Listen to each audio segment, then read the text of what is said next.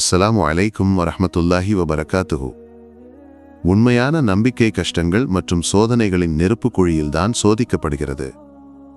அந்த அக்னி பரீட்சைகளில் தங்கத்தைப் போல பிரகாசிக்கும் புயலிலும் அசையாமல் நிற்கும் மலை போல உறுதியாக நிற்கும் ஒரு சமூகம் உண்டென்றால் அது பாலஸ்தீனத்தில் உள்ள நமது அன்புக்குரிய சகோதரர்கள்தான்.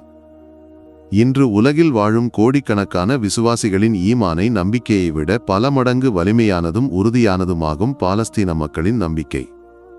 காலங்காலமாக அவர்கள் அனுபவிக்கும் துன்பங்களும் கஷ்டங்களும் விவரிக்க முடியாதவை. சொந்த வீடும் நாடும் கண்முன்னே அழிக்கப்படுகின்றன. அன்புக்குரிய உடன்பிறப்புகள் குண்டுகளாலும் ஏவுகணைகளாலும் சிதறிப்போகிறார்கள்.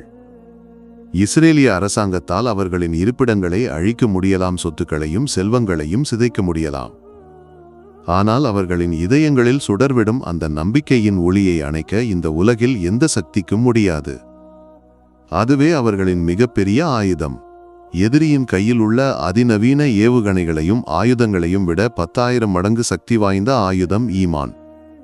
இந்த அசைக்க முடியாத நம்பிக்கைக்கு வாழும் சாட்சியாக மாறுகின்ற ஆஸ்திரேலியாவிலிருந்து காசா மக்களுக்கு சிகிச்சை அளிக்க வந்த ஒரு மருத்துவரின் கண்ணீர் நிறைந்த வார்த்தைகள்.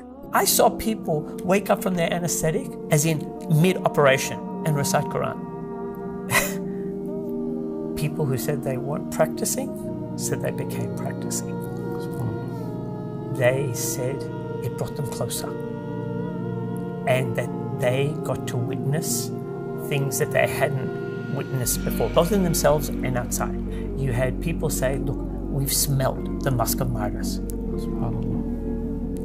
I had people say a genuine alhamdulillah, like it was a genuine, this is from God, so whatever's happening, It's from Allah. we're okay with. I'll tell you, I had the dad of a daughter who's lost both her legs.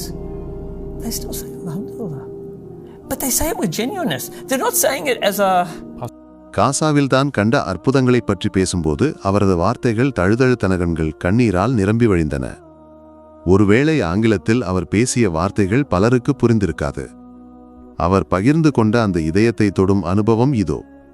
ஆபரேஷனின் போது மயக்க நிலையிலிருந்து விழித்து குரான் ஓதும் மனிதர்களை நான் காசாவில் கண்டேன். இந்த துன்பங்கள் அவர்களை இறைவனிடமிருந்து பிரிக்கவில்லை, மாறாக மேலும் நெருக்கமாக்குகின்றன. ஒவ்வொரு கஷ்டத்திலும் வலியிலும் தளராமல் அவர்கள் படைத்த ரப்பிடம் மேலும் அடைக்கலம் தேடுகிறார்கள். இறந்தவர்களின் உடல்களில் இருந்து கஸ்தூரி மணம் வீசுவதை பலர் சாட்சியம் கூறியுள்ளனர்.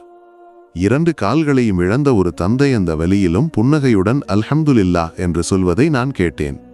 அது வெறும் வார்த்தை அல்ல, எல்லாம் ரப்பிடமிருந்துதான் வருகிறது, அவன் விதித்ததில் நாங்கள் திருப்தியடைகிறோம் என்ற உண்மையான அர்ப்பணிப்பு அந்த வார்த்தைகளில் இருந்தது. எவ்வளவு அழகான வார்த்தைகள் இவை!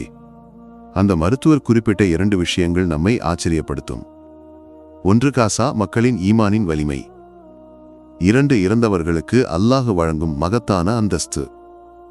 இறந்தவர்களின் உடல்களில் இருந்து கஸ்தூரி மணம் வீசுவது ஷஹீத்களின் தியாகி அந்தஸ்தை அல்லாஹ் அவர்களுக்கு வழங்கியுள்ளான் என்பதற்கான அடையாளம். அல்லாஹ்வின் பாதையில் உயிர் நீத்த அவர்களை இரத்த சாட்சிகளின் கூட்டத்தில் சேர்த்துள்ளான் என்பதற்கான தெளிவான சான்று. அதேபோல இறந்த பாலஸ்தீனியர்களின் முகங்களில் இருந்த புன்னகையையும் உலகம் கண்டது. வலியின் அல்லது பயத்தின் ஒரு துளி கூட இல்லாமல் அமைதியாக உறங்குவது போல புன்னகைத்தபடி கிடக்கும் அவர்களின் படங்கள் நம்மை சிந்திக்க வைக்கின்றன. ஒருவேளை மரணிக்கும் தருவாயில் அவர்களுக்காக தயாரிக்கப்பட்ட சொர்க்கத்தை பார்த்து கொண்டே அவர்கள் இந்த உலகை விட்டு பிரிந்திருக்கலாம். அன்பானவர்களே, சிந்தித்து பாருங்கள். நமது வாழ்வில் ஒரு சிறிய கஷ்டம் வரும்போது, ஒரு சிறிய சிரமம் ஏற்படும்போது, ஏன் ரப்பே எனக்கு இந்த சோதனையை தந்தாய் என்று கேட்டு அல்லாஹ்வை குறை கூற முயற்சிக்கிறோம். ஆனால் நமது கஷ்டங்கள் எதுவும் அந்த மக்கள் அனுபவிப்பதில் ஒரு சிறு பகுதி கூட இல்லை. நமக்கு வசிக்க வீடு இருக்கிறது, சாப்பிட உணவு இருக்கிறது, குடிக்க தண்ணீர் இருக்கிறது. எல்லா சுகபோகங்களிலும் வாழும்போதும் நாம் புகார் கூறுகிறோம். ஆனால் ஒருவேளை உணவு கூட இல்லாமல், சுத்தமான நீர் கூட இல்லாமல், எந்த நேரத்திலும் மரணம் கண்முன்னே நிற்கும்போதும் அவர்கள் தளரவில்லை, படைத்தவனை புகழ்கிறார்கள். இஸ்ரேலிய அரசாங்கம் அவர்களை பட்டினி போட்டு கொல்ல முயற்சிக்கிறது. உணவு மற்றும் மருந்துகளுடன் செல்லும் கப்பல்களையும் வாகனங்களையும் தடுக்கிறது. ஆனால் இன்று உலகம் முழுவதும் அந்த மக்களுடன் நிற்கிறது. மனிதன் என்ற ஒரே கருத்தில் அவர்களுக்காக குரல் கொடுக்கிறது. நினைவில் கொள்ளுங்கள், பாலஸ்தீன மக்களின் கையில் ஈமான் என்ற ஆயுதம் இருக்கும் வரை அவர்களை யாராலும் தோற்கடிக்க முடியாது. அது அல்லாஹ்வின் வாக்குறுதி. அல்லாஹ் பாலஸ்தீன மக்களுக்கு வெற்றியை தருவானாக. ஆமீன். அஸ்ஸலாமு அலைக்கும் வரஹ்மத்துல்லாஹி வபரகாத்துஹு.